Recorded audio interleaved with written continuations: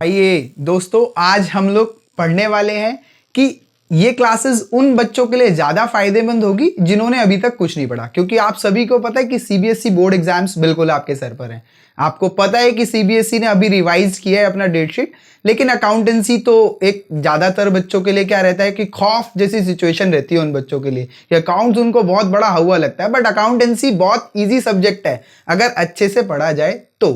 ठीक, तो आज मैं आपको बताने जाऊंगा कि ऐसे टॉपिक्स जो फास्ट ट्रैक रिवीजन में हम लोग कवर करेंगे, जिन बच्चों ने कुछ भी नहीं पढ़ा है अभी तक, उन बच्चों के लिए बहुत फायदेमंद टॉपिक होंगे कि हम लोग फास्ट ट्रैक में सभी चीजें खत्म कर देंगे। ठीक है, आज मैं आपको ये दिखाना चाहता हूं कि देखिए, ये मेरा फास्ट ट्रैक अकाउंटेंसी का एक बैच रहेगा जिसके अंदर हम लोग सारे टॉपिक्स को कवर करेंगे one by one.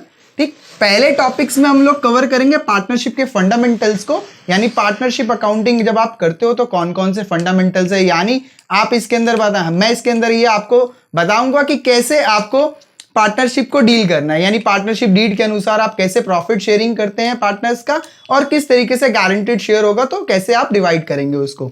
Next topic में हम लोग सेकंड क्लास के अंदर दो टॉपिक्स को कवर करने वाले हैं, जिसमें हम लोग गुडविल कवर करेंगे और प्रॉफिट शेयरिंग रेशो कैसे कैलकुलेट होती है वो भी हम लोग कवर करेंगे। तीसरे टॉपिक एडमिशन ऑफ पार्टनर पे हम लोग एक वीडियो करेंगे जिसमें हम एडमिशन के सारे कॉन्सेप्ट्स को डील करेंगे, यानी एक ही क्लास एडमिशन खत्म, और फिर रिटायरमेंट डेथ के लिए एक क्लास लगाएंगे, और फाइनली डिसोल्यूशन के लिए एक क्लास, यानी टोटल 5 क्लासेस में आपका कोर्स खत्म, पार्टनरशिप का पार्ट खत्म। यानी आपके 25 से 30 मार्क्स तो कहीं नहीं गए, पार्टनरशिप का 25 से 30 मार्क का टॉपिक डन हो जाएगा आपके लिए बिल्कुल फर्स्ट क्लास तरीके से, जिसको आप बोल सकते हैं बिना टेंशन के आप 25 मार्क्स खत्म कर लेंगे।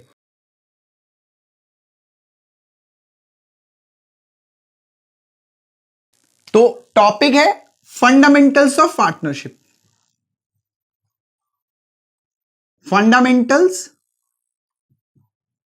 Of partnership.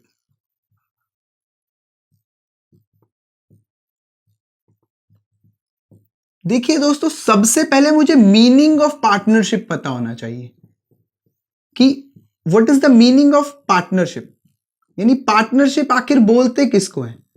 तो पार्टनरशिप का मतलब है जहां पर दो या दो से ज्यादा लोग क्या करें, मिलकर आपस में बिजनेस रन करें कोई भी, उसी को हम लोग क्या बोलते हैं, पार्टनरशिप कहते हैं। तो पार्टनरशिप ऐसा कोई बहुत बड़ा कॉन्सेप्ट है नहीं, तो दो या दो से ज्यादा लोग, यानी मेनली आपको क्या चाहिए, 2 और मोर पर्संस, यानी दो या दो से ज्यादा लोग होने चाहिए पार्टनरशिप करने के लिए। क्या इसमें कोई मैक्सिमम लिमिट है? हाँ, इसमें एक मैक्सिमम लिमिट है, मैक्सिमम 50 लोग हो सकते हैं, 50 पर्सन हो सकते हैं। क्या इसकी कोई लिमिट को एक्सटेंड किया जा सकता है? यस, इसकी लिमिट को एक्सटेंड किया जा सकता है इफ अगर सेंट्रल गवर्नमेंट अगर चाहे तो स्पेशल एप्लीकेबिलिटी के अनुसार इसकी लिमिट को 100% तक एक्सटेंड किया जा सकता है, यानी 100 लोगों को मैक्सिमम पार्टनरशिप में रखा जा सकता है। बट ये सिर्फ सेंट्रल गवर्नमेंट अगर परमिशन देती है तो ही आप कर सकते हैं, अदरवाइज आप नहीं कर सकते पार्टनरशिप के अंदर। अच्छा, पार्टनरशिप के और कौन कौन से फीचर्स हैं? तो पार्टनरशिप के अंदर आप एक एग्रीमेंट करते हो। सबसे पहले आप क्या करते हो, एक एग्रीमेंट करते हो जिसका नाम होता है पार्टनरशिप डीड।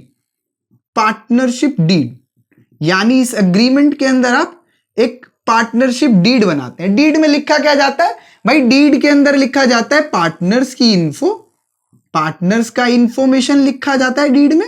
और डीड में क्या लिखा जाता है? डीड में यह भी लिखा जाता है कि पार्टनर्स का प्रॉफिट शेयरिंग रेशो क्या होगा, पार्टनर्स का प्रॉफिट शेयरिंग रेशो क्या होगा, प्रॉफिट शेयरिंग रेशो कितना होगा, पार्टनर्स के अंदर कौन कौन सी चीजें ऐसी हैं जो बांटी जाएंगी। लेट्स से कि पार्टनर्स को इंटरेस्ट ऑन कैपिटल कितना मिलेगा, कितना इंटरेस्ट ऑन ड्रॉइंग आप पार्टनर से चार्ज करेंगे, पार्टनर को सैलरी मिलेगी या नहीं मिलेगी, कौन कौन से पार्टनर क्या क्या काम करेंगे, ये सब पार्टनरशिप डीड के अंदर आप दिखाते हैं। ठीक है, तीसरा क्या फीचर होता है? तीसरा फीचर होता है कि आप लॉफुल बिजनेस करें।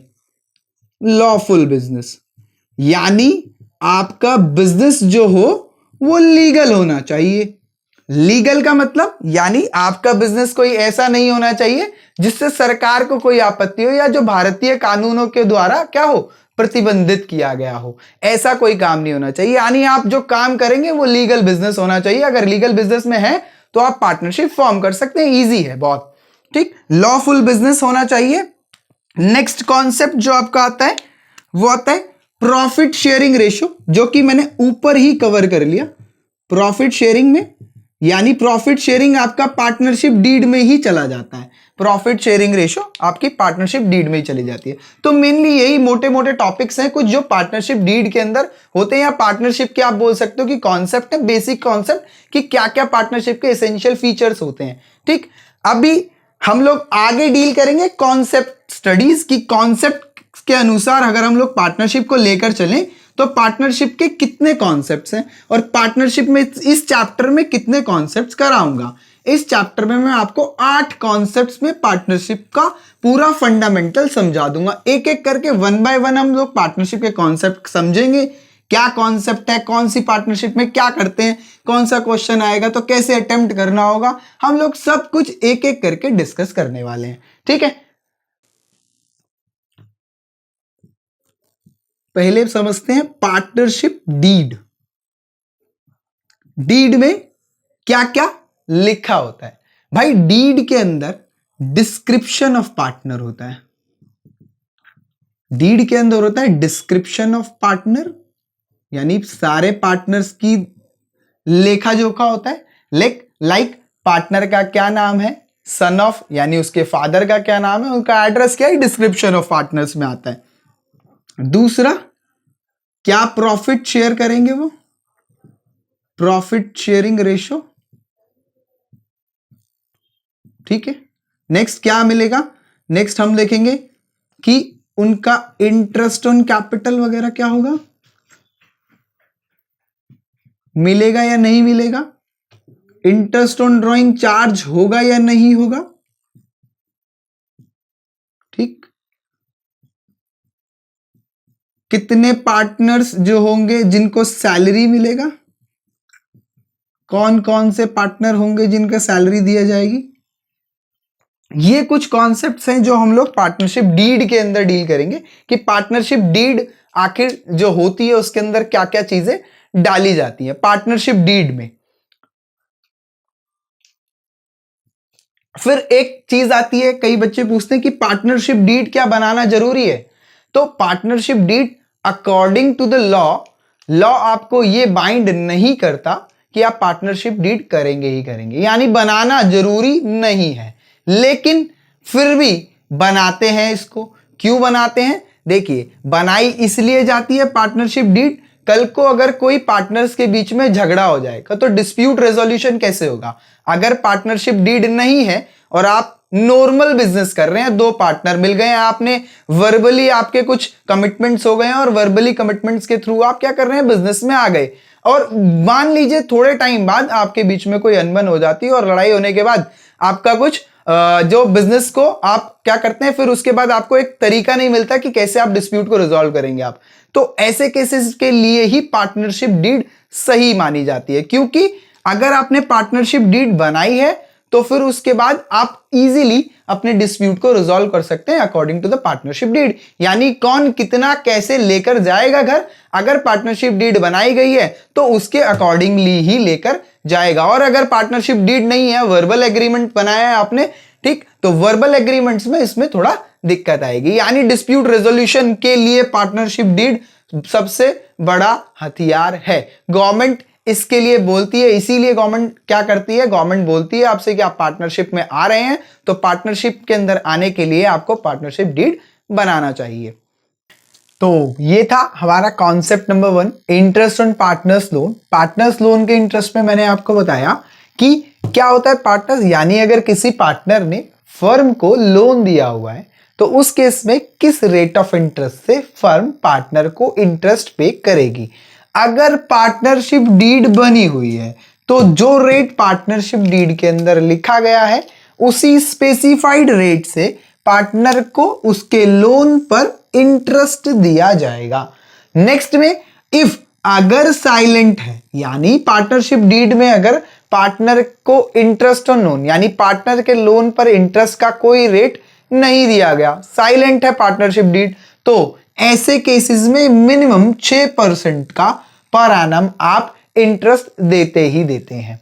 अच्छा, फिर उसके बाद आता है इस केस के अंदर आप क्या क्या एंट्री करते हैं, तो मेनली 2 ही एंट्रीज पास की जाती हैं। 2 एंट्रीज क्या है, पहली एंट्री जब आप इंटरेस्ट ऑन पार्टनर लोन दिखाएंगे तो पार्टनर का यानी interest on partners loan account को डेबिट करेंगे पार्टनर के लोन अकाउंट से, ठीक। फिर नेक्स्ट केस के अंदर जो आपने पार्टनर का interest on loan credit debit किया था उसी पार्टनर के इंटरेस्ट ऑन लोन को आप profit and loan loss account में डेबिट करेंगे और इंटरेस्ट ऑन पार्टनर्स लोन को क्रेडिट कर देंगे और इस तरीके से एंट्री को नॉक ऑफ कराएंगे।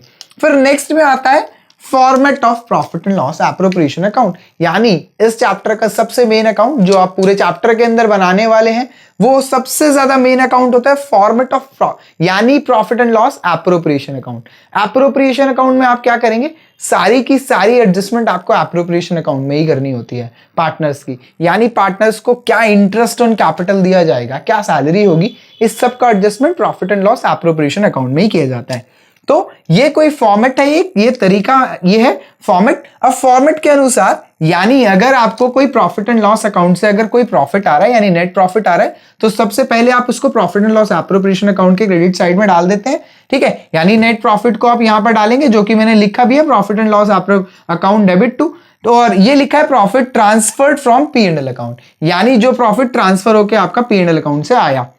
नेक्स्ट, अगर मान लो कोई लॉस आता है तो ग्रॉस जो भी लॉस आया आपको डेबिट साइड पर रखना है और वहां लिख भी देना है to profit and loss account, यानी अगर आप डेबिट साइड में लिखेंगे तो ये लॉस ही होगा, माना जाएगा ये लॉस है और लॉस ट्रांसफर होके कहां से आया, P&L अकाउंट से आया। फिर उसके बाद जितनी जितनी आपने एडजस्टमेंट करनी है, लाइक जैसे आपने इंटरेस्ट ऑन कैपिटल देना है पार्टनर को, मेरे केस में मैंने माना कि 2 मेरे पार्टनर हैं ए और बी, 2 पार्टनर हैं और दोनों के इंटरेस्ट मैंने लिख लिए, तो जो इंटरेस्ट मैं इनको दूंगा टू इंटरेस्ट ऑन कैपिटल, ए का जो भी आएगा कैलकुलेशन करके और बी का जो भी आएगा ये हम लोग इंटरेस्ट ऑन कैपिटल के अंदर लिख लेंगे।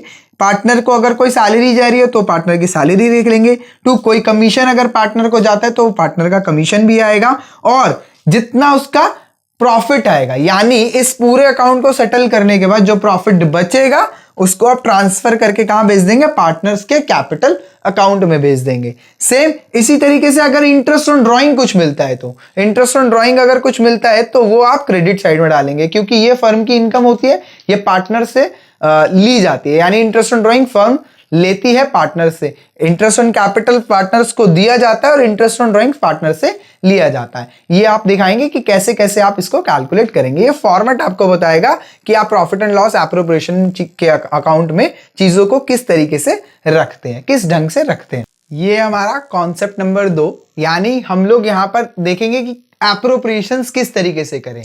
यहां पर सबसे ज्यादा बच्चे गलती करते हैं। गलती क्या होती है कि आपका अवेलेबल प्रॉफिट कम है, यानी डिस्ट्रीब्यूशन के लिए आपके पास प्रॉफिट कम है लेकिन अप्रोप्रिएशंस ज्यादा हैं। लेट्स से कि आपके पास अवेलेबल प्रॉफिट 90,000 का है और आपके पास जो डिस्ट्रीब्यूशन करने के लिए अप्रोप्रिएशंस हैं वो 90,000 से ज्यादा की हैं। तो ऐसे केसेस में क्या करें, मैक्सिमम बच्चे, मैंने अपने लाइफ में जो बच्चे देखे हैं, मैक्सिमम लोग क्या करते हैं, यानी जितने अवेलेबल प्रॉफिट्स उनके पास पाए जाते हैं वो अवेलेबल प्रॉफिट्स को इस तरीके से डिवाइड करते हैं, यानी जितनी एप्रोप्रिएशन उन्होंने करनी होती है वो पूरी एप्रोप्रिएशन करते हैं और फिर अवेलेबल प्रॉफिट्स के हिसाब से वो लॉस दिखा देते हैं इसके अंदर, लेकिन लॉस नहीं आएगा।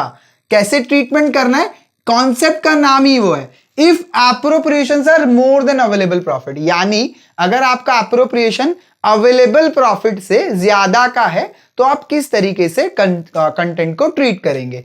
तो लिखाया, सबसे पहले आप एप्रोप्रिएशन अमाउंट जो भी होंगे सबसे पहले आप उसको डिटरमाइन करें, यानी आप सबसे पहले अपने एप्रोप्रिएशंस को देखें कितने आपके एप्रोप्रिएशंस आ रहे हैं। लेट्स से कि आप सबसे पहले कैलकुलेशन बनाएं कि कितना आपको इंटरेस्ट ऑन कैपिटल देना है, कितनी सैलरी देनी है, कितना कमीशन देना है, सारा कुछ आप पहले नोट कर लें। फिर उसके बाद आपके अवेलेबल नेट प्रॉफिट्स क्या है उसको डिटरमाइन करें, कितना नेट प्रॉफिट आपके पास अवेलेबल है जो आप बांटेंगे, ठीक। और इफ, अब मैंने इसको 2 कॉन्सेप्ट्स में डिवाइड किया, यानी अवेलेबल प्रॉफिट अगर लेस देन आपके पास है, यानी अप्रोप्रिएशन ज्यादा है, अवेलेबल प्रॉफिट कम है, तो क्या करेंगे, और अगर अवेलेबल प्रॉफिट ज्यादा है तो क्या करेंगे? पहले मैं ज्यादा वाले पे आ जाता हूं। ज्यादा वाला सिर्फ इतना सा कॉन्सेप्ट है कि अगर आपके पास अवेलेबल प्रॉफिट ज्यादा है और आपके पास एप्रोप्रिएशन कम है तो बहुत सिंपल केस है। बहुत क्या, जितने भी एप्रोप्रिएशन आपको दिए गए हैं वो सारे एक्सपेंसेस डेबिट कर दो आप, और जितना भी आपके पास बचता है वो पार्टनर्स को प्रॉफिट के रूप में बांट दो। यानी ये सारा ट्रीटमेंट आप कर लेते हैं। लेकिन अगर आपके पास प्रॉफिट क्या है?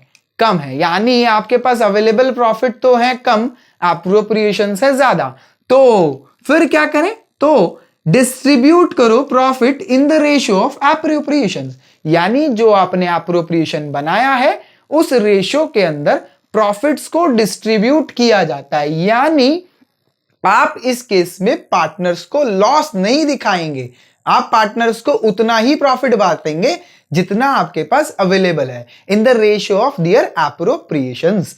नेक्स्ट, पहला मैंने एक एग्जांपल के थ्रू आपको इसको सॉल्व करने की कोशिश की है। ये एग्जांपल हम लोग देखेंगे। पहला क्या दिखाता है? मैंने माना कि मेरे पास दो पार्टनर्स हैं और दोनों पार्टनर्स का कुछ इस तरीके से एप्रोप्रिएशन है। लाइक उनको, पहले पार्टनर को हम लोग 50,000 सैलरी दे रहे हैं, दूसरे पार्टनर को हम 1 लाख सैलरी दे रहे हैं, और इंटरेस्ट ऑन कैपिटल कुछ इस तरीके से है कि पहले पार्टनर का 30,000 जा रहा है और दूसरे पार्टनर का 60,000 जा रहा है, और मैंने इनका टोटल भी एक जगह लगा दिया है कि 80,000 और 1,60,000 दोनों को पे करना है। यानी मुझे अल्टीमेटली अगर मैं इनको देखूं तो मुझे 2,40,000 का पेमेंट करना है। लेकिन मेरे पास अवेलेबल प्रॉफिट कितने हैं?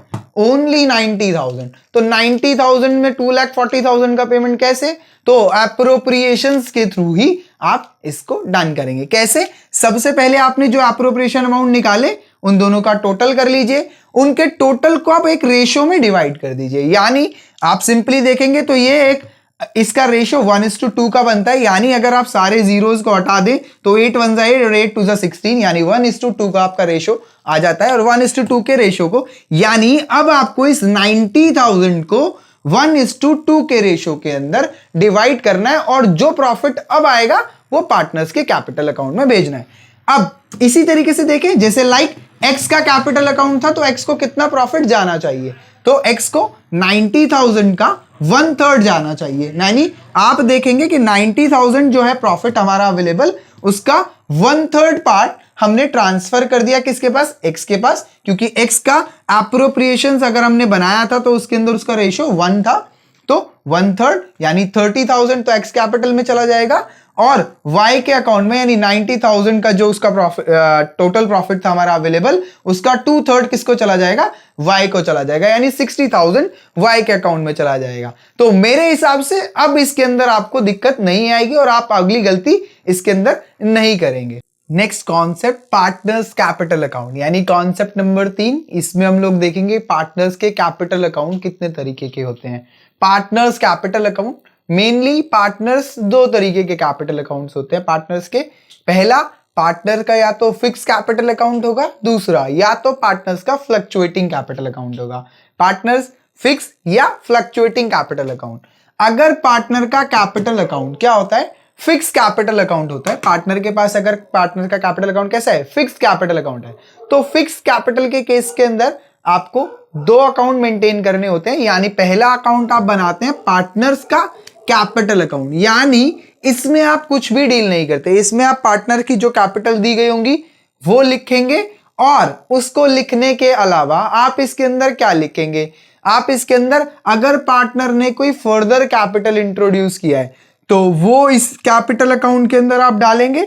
इसके अलावा अगर पार्टनर ने कोई ड्रॉइंग की है वो भी अगेंस्ट कैपिटल, यानी ड्रॉइंग अगेंस्ट कैपिटल अगर पार्टनर ने किया है तो इस अकाउंट के अंदर डाला जाएगा। इसके अलावा पार्टनर के कैपिटल, यानी अगर फिक्स कैपिटल पार्टनर का फिक्स कैपिटल अकाउंट बना हुआ है तो उसमें इसके अलावा और किसी तरीके की आप ट्रांजैक्शन की एंट्री नहीं करेंगे। इसके लिए बाकी की सारी एंट्रीज के लिए आपको इसमें एक नया या अलग अकाउंट बनाना पड़ेगा, partners current account. Partners current account में क्या होगा? आप interest on capital, interest on drawing, partner की कोई सैलरी है तो वो, कमीशन है तो वो, ये सारे टॉपिक्स आप कहां डील करेंगे?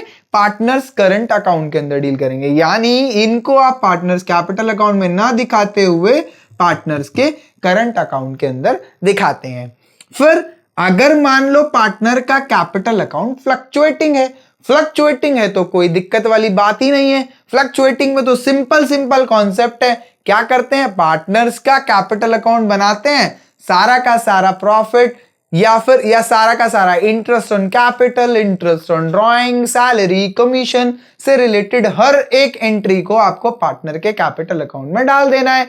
यहां पर अगर पार्टनर ने कोई फर्दर कैपिटल इंट्रोड्यूस किया तो भी इसी में, ठीक है, फर्दर कैपिटल भी इसी में आता है, और ड्रॉइंग अगेंस्ट कैपिटल जो होता है वो भी इसी के अंदर आता है।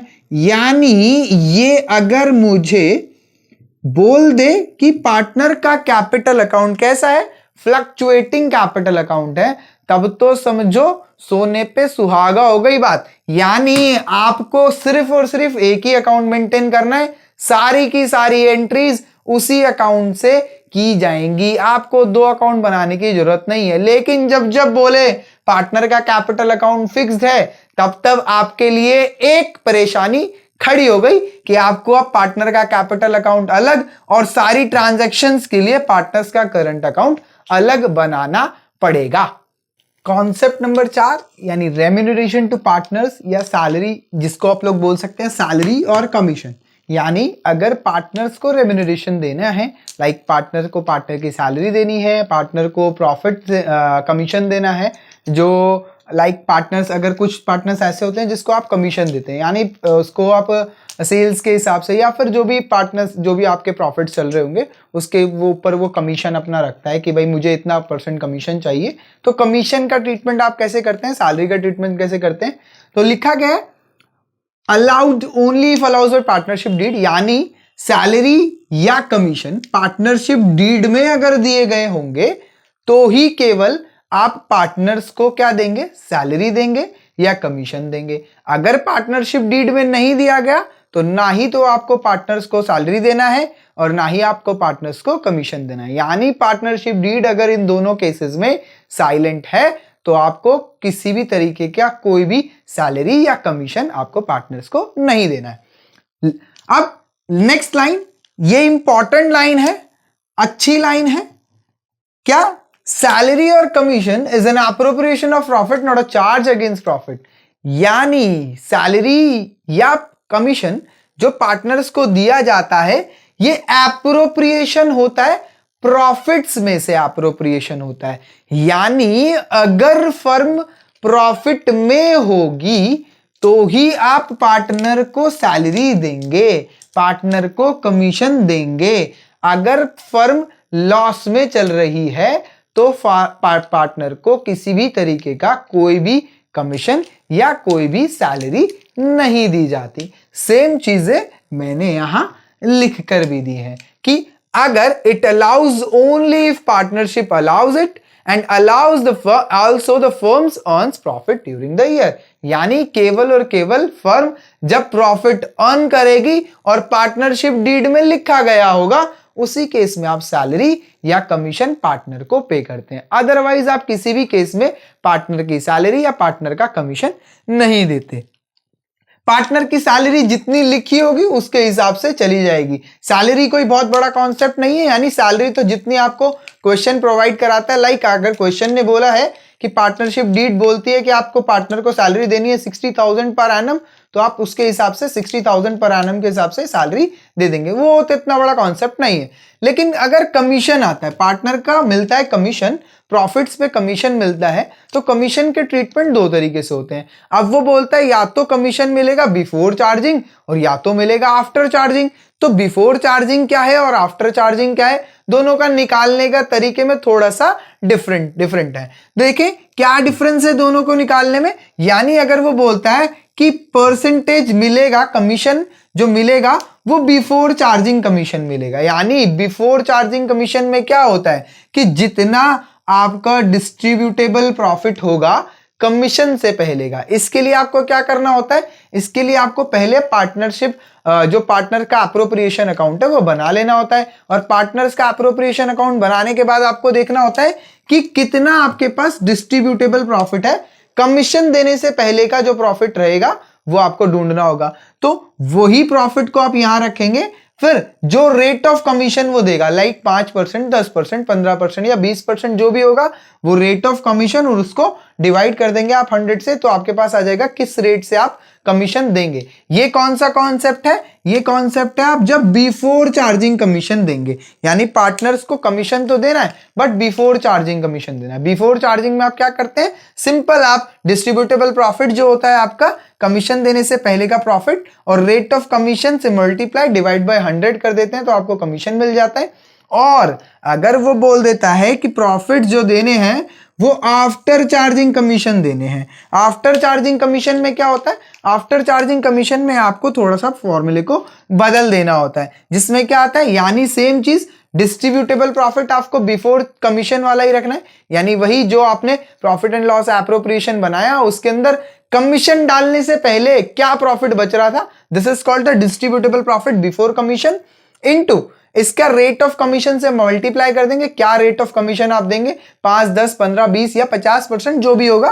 फिर इसका डिवाइड जो करेंगे, ऊपर वाले केस में हम 100 से डिवाइड करते थे, नीचे हम लोग करेंगे 100 plus rate of commission, 100 plus rate of commission, यानी जिस रेट से वो कमीशन देता है उसको आपको 100 में ऐड करना है, देन डिवाइड करना है, और उसके बाद डिवाइड करेंगे तो आपका ये कमीशन निकल के आ जाएगा। फिर इसी कमीशन को आप profit and loss appropriation account में भेज देंगे, एंड देन अब जो प्रॉफिट बचेगा वो पार्टनर्स के कैपिटल अकाउंट में ट्रांसफर होगा। क्या इन दो चीजों के लिए आपको कोई जर्नल एंट्री पास करनी होती है? हाँ, तो अगर आपको जर्नल एंट्री के लिए क्वेश्चन में बोला गया है तो आप जर्नल एंट्री पास करके दिखाएंगे। क्या जर्नल एंट्री पास होती है वो हम लोग इस तरीके से देख सकते हैं, यानी हम लोगों को पार्टनर को सैलरी देनी है या कमीशन देना है, तो क्या करेंगे? पार्टनर का सैलरी या कमीशन अकाउंट क्या करेंगे? डेबिट कर देंगे, यानी पार्टनर सैलरी या उसको कोई कमीशन देना होगा तो debit to partners capital account या करंट अकाउंट। अगर हम लोग फ्लक्चुएटिंग कैपिटल में तो पार्टनर्स के कैपिटल अकाउंट में जाएगा हमारा salary commission,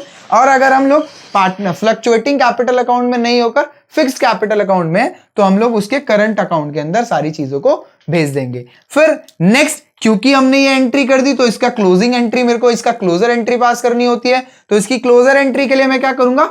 profit and loss appropriation account जो मैंने बनाया है उसे डेबिट करूंगा, क्योंकि अगर आप देखें जो मैंने format profit and loss appropriation का बनवाया था उसमें हमने लिखा था क्या कि पार्टनर की सैलरी डेबिट साइड में लिखी हुई है, कमीशन डेबिट साइड में, तो वही profit and loss appropriation account को डेबिट करेंगे टू पार्टनर सैलरी या कमीशन अकाउंट। जैसे ही आप ये एंट्री पास कर देंगे तो ये एंट्री इसकी क्लोजिंग एंट्री बन जाती है।